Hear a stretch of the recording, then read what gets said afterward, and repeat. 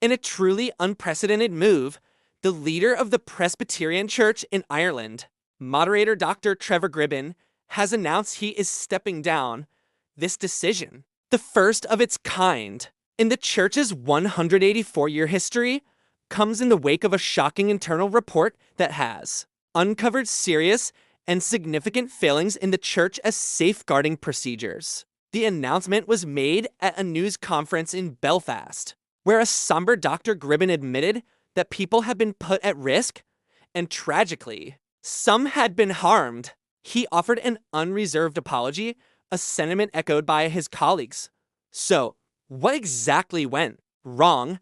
The internal investigation covered a long period from 2009 to 2022. During much of this time, Dr. Gribben, while only recently appointed moderator, held the most senior administrative role in the church, effectively acting as its chief executive. The report he commissioned found critical failures in how the church handled safeguarding, although he wasn't directly responsible for the day-to-day delivery of safeguarding. He acknowledged that these serious failings occurred on his watch, with what he described as deepest personal regret. He stated that the church's central failings caused harm to those who deserved protection the most. It's a powerful admission of accountability from the very top. The details that have emerged are deeply concerning. At the press conference, Reverend Dr. David Bruce, who will be part of the team leading the church forward, provided more context. He explained that there were times when the church failed to make necessary referrals to statutory agencies like the police or social services when concerns were raised. This is a critical breakdown in procedure. He also mentioned that the church didn't always respond adequately when those concerns were brought to its attention. Imagine the courage it takes for someone to speak up, only to feel they weren't being heard or taken seriously. It's a devastating blow to trust. Furthermore, another disturbing issue was the inadequate monitoring of offenders who returned to worship in church communities. These individuals might have been referred to statutory agencies and completed a sentence or a program, but their reintegration into the church environment was not managed properly, potentially leaving other members vulnerable. Bruce was blunt in his assessment. None of this should have happened. We have let you down, and for this, I am truly sorry. This wasn't just a procedural error. It was a profound moral failure. The very institution that should be a sanctuary became a place of potential risk.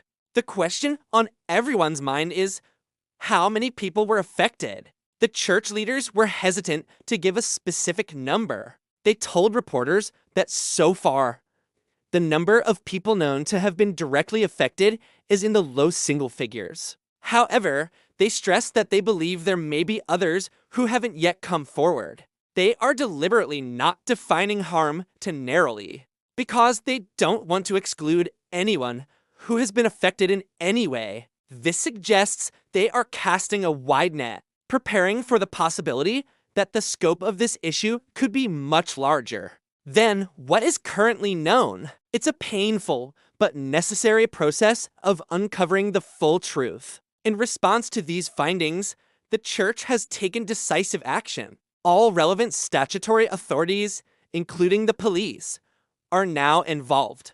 This isn't just an internal matter anymore. It's being handled by the proper legal and child protection agencies. The church is now actively encouraging anyone who has been affected in any way to come forward. They are asking people to share their stories, promising to listen and provide support. This is a crucial step for any healing to begin.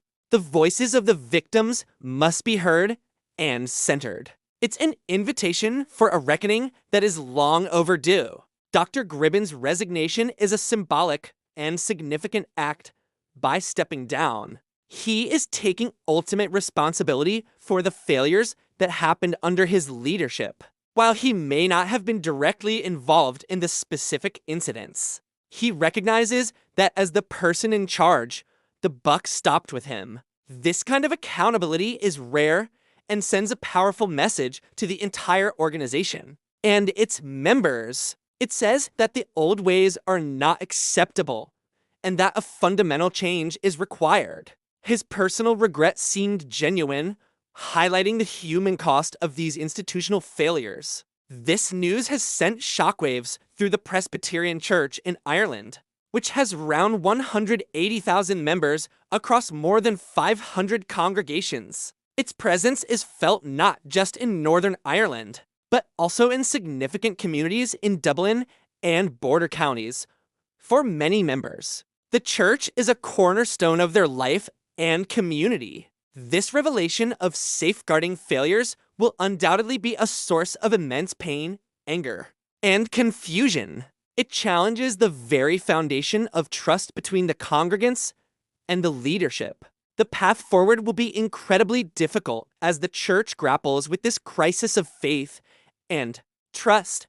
What happens next is critically important.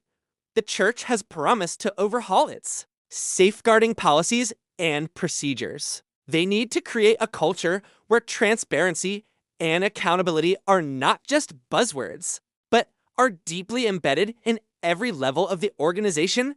This means robust training, clear reporting, channels, and a victim-centered approach to every concern that is raised.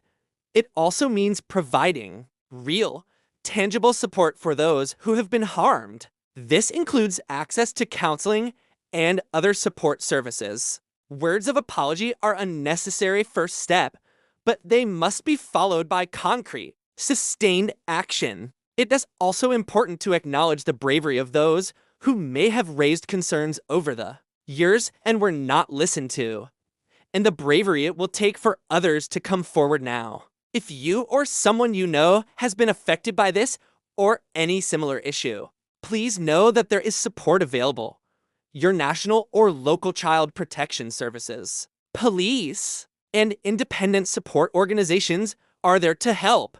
Speaking out can be incredibly difficult, but it is the first step towards healing and ensuring that these failures are never repeated.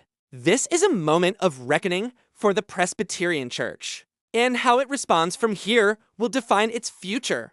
Thanks for watching, and if you found this report informative, please like and subscribe for more in-depth analysis.